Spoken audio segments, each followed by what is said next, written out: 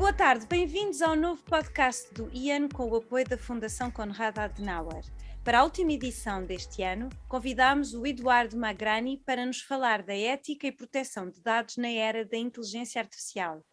Entre outras coisas, o Eduardo é doutor em Direito, affiliate no Berkman Klein Center na Universidade de Harvard, sócio do Demarest Advogados nas áreas de propriedade intelectual e privacidade, tecnologia e cibersegurança. O Eduardo também é pós-doutor na Universidade Técnica de Munique em Proteção de Dados e Inteligência Artificial e presidente do Instituto Nacional de Proteção de Dados no Brasil. Aqui em Portugal, é professor convidado da Universidade Católica e pesquisador na Universidade de Lisboa e colunista do MIT Tech Review. Boa tarde, Eduardo. Prazer estar com vocês aqui. É um gosto tê-lo aqui connosco com toda esta sua especialização nesta área que de facto é cada vez mais relevante. E eu gostava de começar por lhe perguntar, também porque é um pouco o tema do último livro que o Eduardo escreveu e que o Ian já divulgou nas suas redes sociais, portanto quem estiver interessado já está o link para a trilogia que escreveu sobre estes temas, tanto no Facebook como no Twitter do nosso Ian.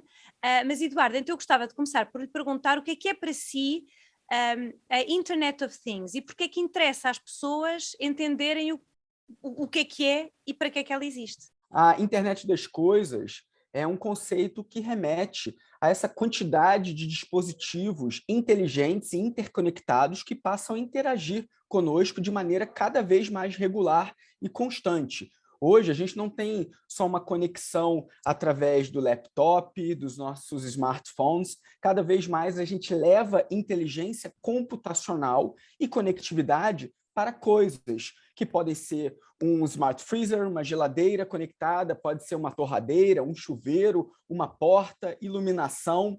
Então, a gente entra agora na internet das coisas, interagindo cada vez mais com dispositivos interconectados, cada vez mais inteligentes, que geram uma série de benefícios, mas também riscos atrelados a esse cenário. Muito bem, Eduardo. Então, que riscos é que, na sua opinião, esses objetos que estão ligados, nós, por exemplo, uma coisa que existe aqui, nós podemos ter, por exemplo, até o aquecimento da casa ligado ao nosso telemóvel. Conseguimos, a partir da internet, fazer, e a maioria das pessoas considera que isso são tudo coisas que facilitam e tornam a nossa vida mais simples, mas de facto têm riscos. Portanto, quais são os riscos, na sua perspectiva, destes objetos todos conectados? Sem dúvida. Os benefícios são claros e notórios. Realmente, esses dispositivos conectados inteligentes auxiliam a gente em tarefas diárias, cotidianas, né? Seja por uma conveniência doméstica de apagar e acender a luz de forma automática, de aumentar ou reduzir a temperatura de casa, entre outros exemplos que a gente poderia dar, mas cada vez mais no mundo de business também, né? Hoje tem setores que antes eram analógicos, aumentando muito a eficiência, otimizando seus processos através de dispositivos de internet das coisas. Então, os benefícios são percebidos tanto no âmbito doméstico quanto no âmbito profissional e de negócios também. Só que a gente não pode deixar de falar dos riscos atrelados a esse cenário. Para começar, numa era de hiperconectividade que a internet das coisas impõe, a gente precisa ter em mente que tudo que está conectado é hackeável. E esse é um statement importante. Eu falei que é levado hoje para a área de negócios, a internet das coisas, tem informações sensíveis, tem informações preciosas que não deveriam ser vazadas, tem que ter um cuidado muito grande. Então, hoje a gente tem que ter esse cuidado não só com o laptop, com o personal computer, com o smartphone, mas com todos esses objetos que passam a ser conectados na internet também, porque, eventualmente, a segurança da informação embutida nesses dispositivos não é tão robusta, ou as pessoas não se preocuparam em saber melhor como cada um daqueles dispositivos está preparado para episódios de hackeamento, se tem uma boa cibersegurança ou não. Então, eu diria que hackeamento e cibersegurança é uma preocupação ou um risco central quando a gente fala de internet das coisas. Uma outra preocupação que surge nesse cenário é com a nossa privacidade. E aí eu posso dar exemplos que remetem a ambos os riscos que eu estou citando. Na Alemanha, ficou muito famoso um caso de uma boneca infantil chamada Kayla, Cayla, que vinha com um microfone e câmera embutidos. E na hora de comprar essa boneca, os pais não tiveram a menor preocupação, tanto nem com a privacidade, nem com a cibersegurança. Então, hackers conseguiram facilmente invadir essa boneca e usaram isso para saber quando os pais não estavam em casa, para poder invadir as casas. Usaram isso para hackear a câmera e para fins de pedofilia, tirar fotos e fazerem vídeos das crianças nuas. Esse é um caso muito, muito sério, envolvendo um brinquedo infantil, mas é um brinquedo infantil da internet das coisas. Então, ele não é inofensivo pela conectividade que ele tem. Tudo que está conectado é hackeável, seja um dispositivo para uso adulto, seja um dispositivo para uso infantil. Então, os pais têm que estar atentos a esse cenário também. Então, privacidade e cibersegurança são pilares que aparecem no meu radar de risco.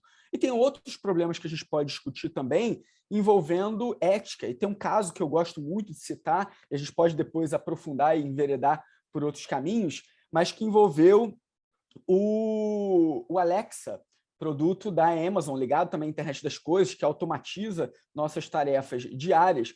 Mas em um dado momento, os pais perceberam que as crianças estavam ficando mal educadas porque estavam emulando a forma como os pais interagiam com o bot, que é de uma maneira totalmente imperativa e categórica. Alexa, ligue a luz, aumente a temperatura, e as crianças estavam reproduzindo essa maneira de se comunicar com os pais. Então, mãe, toque a música tal, pai, coloque aquele canal de televisão. Então, internet das coisas envolve desafios éticos também, além de privacidade, cibersegurança, entre outros desafios. E aqui eu acho que há duas vertentes das coisas que disse. Uma é se acha... depois já vamos à segunda, mas a primeira que eu acho que era muito relevante era compreender se acha que o que está a ser feito a nível, por exemplo, a nível da Europa temos uma política, existe uma política de proteção de dados que já está razoavelmente avançada, tem sido considerada um caso de sucesso, enfim, mas não sei se será suficiente, se acha que é, ou se a Europa já anda a correr atrás do prejuízo e se isto já está tudo muito mais para a frente daquilo do que está a ser feito a nível de legislação. Portanto, isto é por um lado uma pergunta. E depois a outra podemos falar mais tarde, que é aquilo que falou sobre a educação das crianças, e eu acho que isto, e questões de ética, eu acho que isto remete de facto para as relações entre as pessoas, não é só crianças e pais, mas eu acho que a introdução, enfim, da internet e esta relação que nós temos e o facto dos bots nos enviarem, por exemplo, quando nós estamos a olhar para uma rede social, de os bots nos enviarem já publicidade diretamente orientada para as coisas que nós escolhemos e as coisas que nós gostamos, isto também nos está a afetar, não é? Já para não falar nos efeitos da democracia. Mas começando então por falar sobre a legislação, que até é a sua área de especialidade, acha que já está a ser feito, o que está a ser feito é suficiente, se calhar nunca será, mas acha que pelo menos são passos no bom caminho, na Europa e no mundo, o que está a ser feito? A de proteção de dados e privacidade tem tudo a ver com a nossa conversa aqui. Porque o mundo hiperconectado da internet das coisas, da inteligência artificial, depende fundamentalmente de tratamento de dados.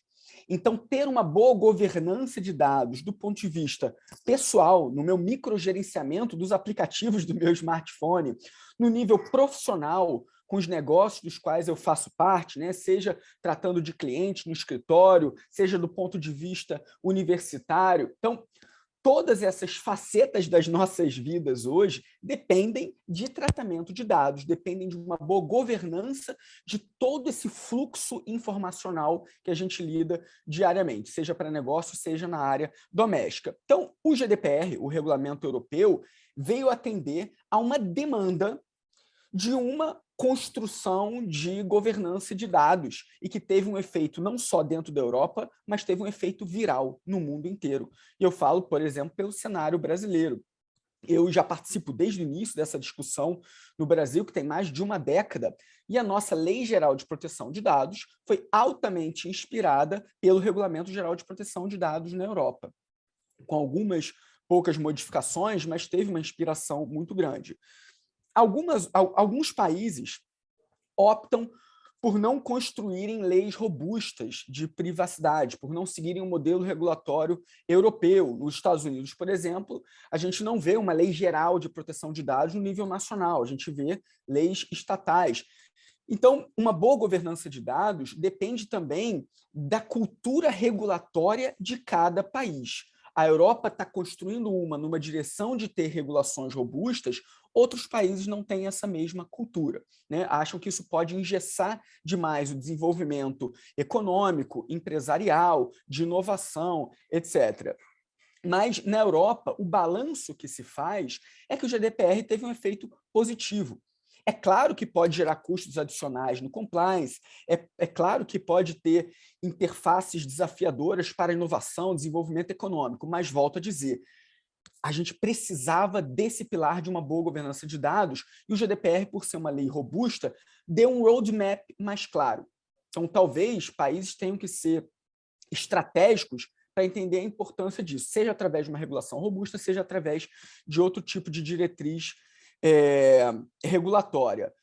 Então, nesse mundo de dados, leis gerais de proteção de dados são uma opção, mas não resolve tudo. Para responder a sua pergunta, o GDPR é uma major regulation with major gaps também, né? Está em debate na ponta da lança da questão da privacidade, como que determinadas redes sociais tratam informações e acabam moldando o nosso comportamento, não só pelo tratamento dos nossos dados pessoais, mas também por inferências a partir de outras informações. Esse é um ponto cego no GDPR. O GDPR e outras regulações tratam dos meus dados pessoais, mas se o meu comportamento, se o que está sendo mostrado para mim está sendo tratado, estão fazendo uma curadoria a partir de outras informações, a gente não tem uma diretriz clara. Então, se coloca em debate o right to reasonable inferences, direito de ter inferências razoáveis. Então, dando exemplo de um ponto cego que a gente tem numa regulação robusta como o GDPR. Né? Portanto, ainda há coisas para fazer, mas também, de facto, o Eduardo tocou aí num ponto importante, que é a questão do crescimento, não é? E da capacidade de inovação. A Europa tem um problema nestas áreas de estar razoável, enfim, comparando com os seus grandes concorrentes, não é?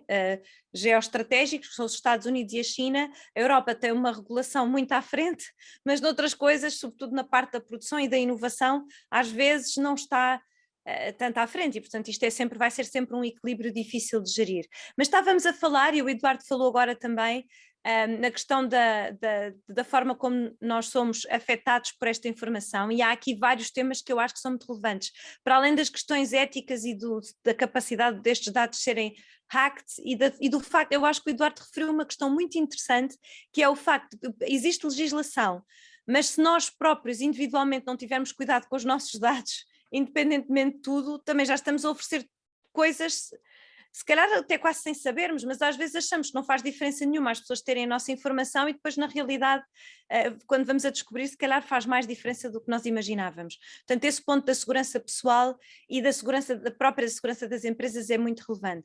Mas esse é um ponto muito importante que deve ser construído, que é o pilar educacional e de awareness. Não basta ter uma regulação robusta. Você tocou nessa importância e vale a pena a gente explorar um pouquinho mais, porque de novo, o fator cultural pesa muito. Eu morei agora 2 anos na Alemanha, e a Alemanha tem uma lei geral de proteção de dados desde 1970.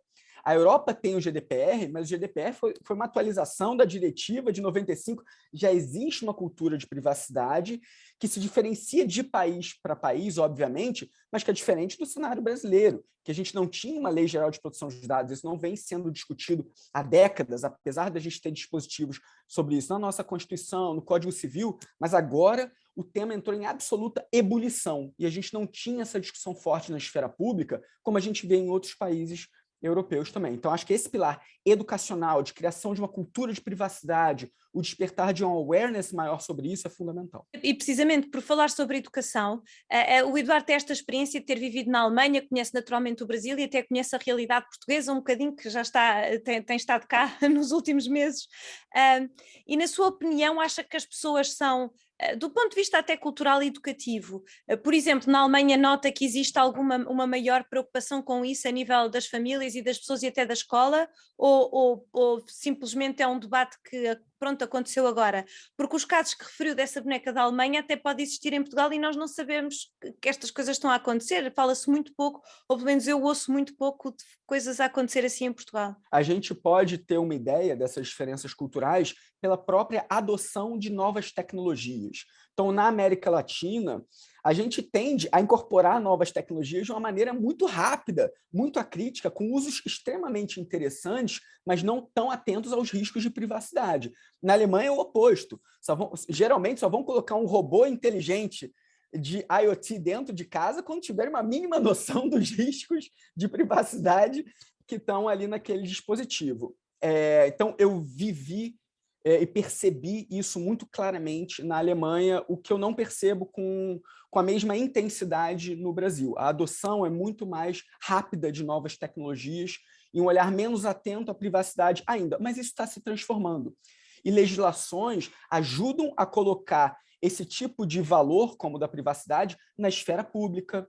Estão saindo cada vez mais materiais sobre esse tema, as pessoas estão entendendo cada vez mais que não pode chegar num supermercado, numa farmácia, e entregar todos os dados pessoais sem entender que tratamento está sendo feito, para onde esses dados estão sendo transferidos. Então, eu vejo uma melhora no awareness também, tanto nos países europeus ou em Portugal, quanto na América Latina também.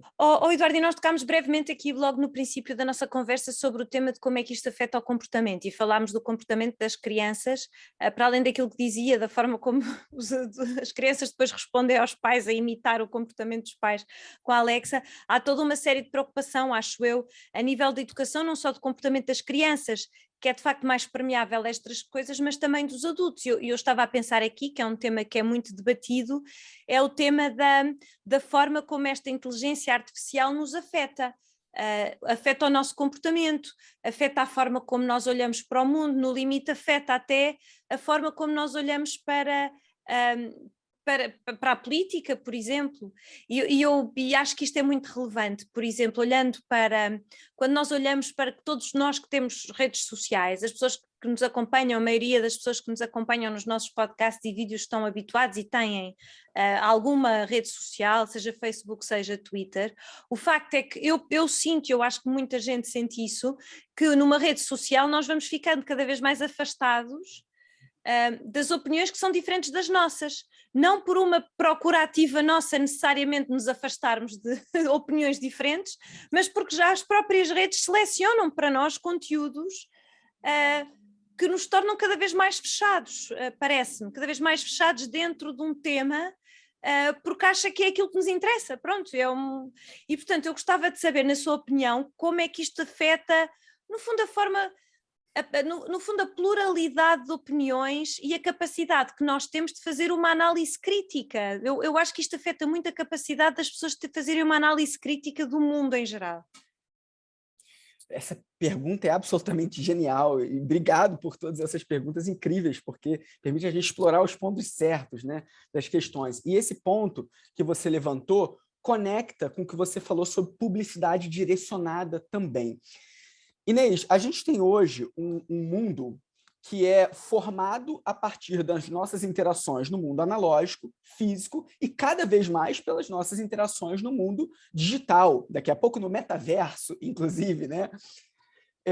Esse mundo digital ele foi construído em torno de novos modelos de negócio, sobretudo de redes sociais, por exemplo, que trabalham com mercado de atenção, para tentar forçar a gente a ficar cada vez mais com o nosso olho preso nas telas, em publicidade direcionada, em marketing. E os algoritmos eles foram moldados para atender a esses business, a esses negócios, a esses novos modelos de negócio. E a gente não tem essa percepção, geralmente. Quando as pessoas usam redes sociais, não estão pensando nesses modelos de negócio, de mercado de atenção, de publicidade direcionada, estão pensando que estão enxergando a realidade.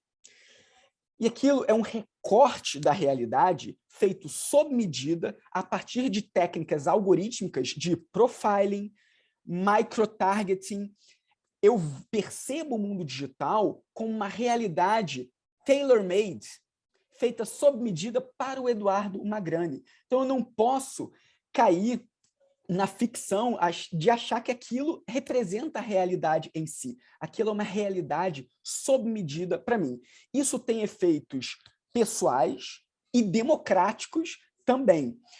Por exemplo, os algoritmos entendem melhor quais são os meus gostos, desejos, anseios, sonhos e medos melhor do que eu hoje em dia, porque eles tratam um volume de Big Data muito maior do que o meu cérebro orgânico consegue, né?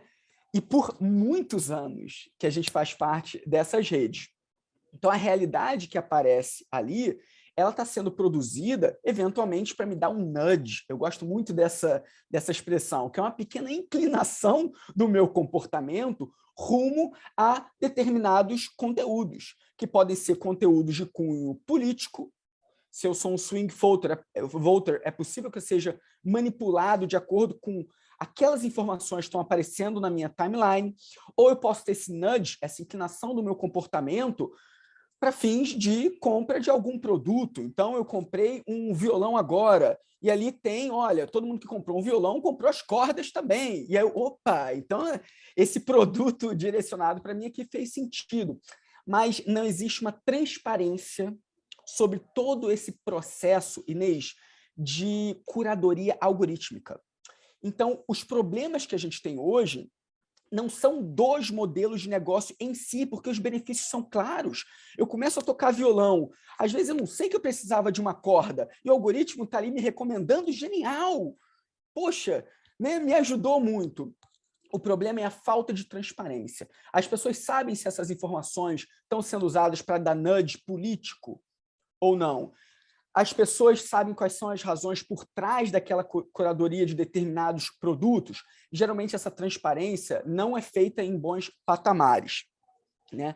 Esse é um problema. Um outro problema é com relação à nossa autonomia. Imagina que quando a gente está comprando em lojas de e-commerce, de comércio eletrônico, a gente recebe vários tags ali automáticos, inclusive. Então, sabem que a Inês e o Eduardo gostam de camisa florida, estilo havaiano, e vão sair sugerindo algumas tags para a gente de surfista, ou então não, são acadêmicos, então gostam de roupa social, de blazer.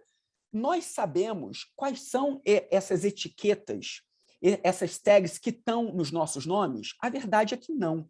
Qual é a autonomia que a gente tem de mudar essas tags a partir do tratamento dos nossos dados pessoais? Nós temos essa autonomia hoje? Geralmente não. Temos autonomia para modificar os algoritmos que estão trazendo essa realidade tailor-made para a gente? Não. Então, a minha resposta é: a gente precisa observar, Inês, de uma maneira macro agora, como que direitos humanos estão sendo colocados em xeque pelo mundo da internet das coisas, da inteligência artificial e da hiperconectividade. Então, eu citei alguns valores aqui que são valores básicos humanos, como autonomia, transparência, poderia citar alguns outros, não discriminação, justiça, não maleficência, são alguns consensos éticos que a gente tem no panorama internacional. Então, a gente precisa levar esses valores éticos agora para a fase de design desses dispositivos conectados, das plataformas que a gente acessa. Inês, cada vez mais as empresas percebem os benefícios de levar esses valores para os produtos e para os consumidores também. A gente precisa de cada vez mais pesquisa sobre tudo isso que a gente está conversando. E as pesquisas começam a surgir. Como investir em designs éticos trazem benefícios também para as próprias empresas que desenvolvem esses artefatos. Pois, esse é um tema interessante, porque isso pode passar a fazer parte de uma estratégia de marketing também das próprias empresas, não é? E dizerem que nós fazemos isto, mas de facto temos uma postura mais cuidadosa com os dados, etc. Mas, por enquanto, a sensação que eu tenho é que a utilização dos dados, o mínimo de interferência na capacidade que as empresas, enfim, tudo tem para usar dados, continua a ser uma vantagem competitiva para as empresas que o podem fazer. Por isso, enfim, mas se cada vez mais pessoas estiverem preocupadas, de facto, isso depois no mecanismo de mercado acaba por entrar também nas preocupações deles. Exatamente. Por isso, isso é um bom ponto. Mas, Eduardo, então, mas para continuar, o Eduardo de novo fez aqui imensos pontos interessantíssimos E então eu gostava de falar aqui um bocadinho sobre a questão dos valores, que acho que é de facto fundamental. Como é que acha, porque nós ouvimos sempre vários casos, o Eduardo já falou de alguns, em que isto afeta os nossos, no fundo afeta valores, de valores políticos, não é? Valores éticos e políticos, é a nossa capacidade de decidirmos por nós próprios, etc. Acha que ainda é possível que isso, neste mundo de redes sociais, acha que ainda é possível nós acreditarmos que conseguimos ser suficientemente independentes e autónomos para tomar decisões? E para a nossa geração, se calhar isto ainda não se põe nestes termos, porque nós não somos a geração que nasceu nas redes sociais, mas olhando para pessoas mais novas e mais jovens que estão muito conectados, ainda não é bem o meu caso, eu já estou muito mais conectada do que os meus pais, mas olhando para os meus filhos que estão de facto hiperconectados, sabem tudo, estão em tudo, é bastante impressionante. Olhando para isto, será que nós podemos acreditar que apesar de tudo isto, vai ser possível preservar uma certa autonomia, porque também não é desejável ignorar que estas coisas existem e afastar-se completamente, não somos ermitas, não é? Mas será que é possível usar estas redes sociais com segurança e assegurar que as pessoas continuam a ter capacidade de independência? Como é que acha que é possível nós fazermos isso? Para além da legislação, talvez falar um bocadinho mais sobre a educação, também é uma área que conhece bem. Bom, nós temos um olhar privilegiado porque nascemos fora da Matrix, né? Então, pegamos o início da construção da internet, de tudo. Então, isso hoje mesmo, é um privilégio. Nós não somos Nemo, não é que ele se chama? Nós estamos não é Nemo, é Neo, como é que é? O Neo. O Neo. Nós não somos o Neo, nós não as nossas crianças que lá vão ter que fazer esse passo que ele fez. Nós ainda estamos fora. Não somos tão bons de dançar no TikTok, mas temos o privilégio de termos nascido antes da Matrix, né? Perfeito. Essa resposta, ela exige um approach multi-stakeholder. A resposta para isso não é uma resposta de uma via. Ela depende de uma ação estratégica vindo de diferentes atores, né? Por exemplo, se a gente está atento não só aos benefícios, mas aos riscos desse cenário, e eu citei vários aqui, de privacidade, cibersegurança, riscos a valores humanos, a gente precisa de regulações adequadas. Qual tipo de regulação é discutível, se vai ser uma robusta, em nível municipal, estadual, a gente pode pensar de acordo com cada cultura, mas precisamos de regulações adequadas para responder a esses riscos, para limitar e mitigar determinados danos também. Para ter regulações adequadas, a gente precisa fazer boas leis. Eu fui um dos desenvolvedores do Marco Civil da Internet no Brasil, que foi uma lei construída a várias mãos, com diferentes stakeholders. A gente precisa de políticos preparados para entender assuntos complexos como inteligência artificial e IoT. Vão ter que ter um conhecimento não só jurídico, mas técnico, tecnológico também. Então, esse é um ator super importante, legislativo, no executivo, para traçar planos estratégicos nessas áreas. Outro ator, no pilar educacional, são as universidades, escolas. Eu citei aqui episódios que afetam crianças. Quantas escolas hoje estão lecionando em matérias de desafios de democracia digital, estão ensinando as crianças sobre os desafios da privacidade de cada um dos miúdos, né? Então, as escolas não estão tão bem preparados ainda. Eduardo, eu em Portugal não conheço, só para reforçar essa ideia, Exato. Em Portugal eu não conheço escolas que ensinem isso e, portanto, é um bocadinho impressionante, de facto. Exato. A gente precisa, você citou das empresas começando a perceber isso, porque estão saindo bons números, e é verdade, com consumidores mais atentos, mas a gente precisa de uma sociedade civil ativa também. Entidades sem fins lucrativos que também ajudam a fazer pesquisa sobre esses temas, para a gente poder falar aqui com base em números também. A gente precisa de uma academia ativa que lecione sobre os desafios do mundo da hiperconectividade. Então, é o somatório dessas estratégias e agências que vão dar a resposta adequada. Então, a resposta adequada só vai vir com esse approach que eu gosto de chamar de multi-stakeholder, né? Lembrando aqui do ensinamento de governança da internet. E aí, só para um último ponto, porque você me leva a uma reflexão sobre o futuro também, né? Sobre o que vai acontecer. O Yuval Noah Harari, o escritor do Sapiens, Homo Deus, ele se preocupa muito com a perda de autonomia da raça humana para a inteligência artificial. E eu acho que isso já está acontecendo. Robôs, algoritmos, inteligências artificiais trazem muita conveniência.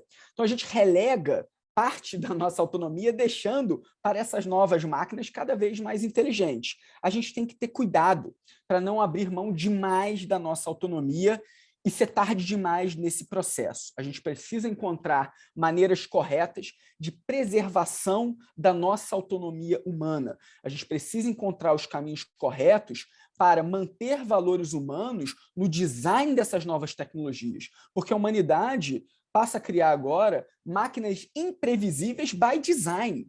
Pela primeira vez na humanidade, que vai ser mais inteligente do que os seres humanos em diferentes aspectos. Então, se a gente não injetar valores humanos no design, pode ser tarde demais para consertar esse erro posteriormente. Esse é um tema super interessante. Nós tivemos aqui um podcast também sobre a ética na inteligência artificial há uns meses, em que, de facto, a questão que se punha era como pôr... é que, no fundo, as máquinas são construídas por seres humanos e à medida que elas vão avançando na complexidade e começa a haver o processo de machine learning, não é? Em que elas se ensinam a si próprias, que foge um bocado ao nosso controle, que existe uma importância crucial, de facto, de preservar alguns valores de forma a que não... Enfim... mesmo assim já é difícil usando os nossos valores, mas independentemente disso, de ter a certeza que os nossos valores lá estão e enfim, que não estamos num cenário um bocadinho trágico e dramático para o futuro, como vimos em vários filmes, não é? Então, um exemplo, olha a importância da não discriminação em algoritmos, de se evitar racismo, sexismo, desde a fase do design.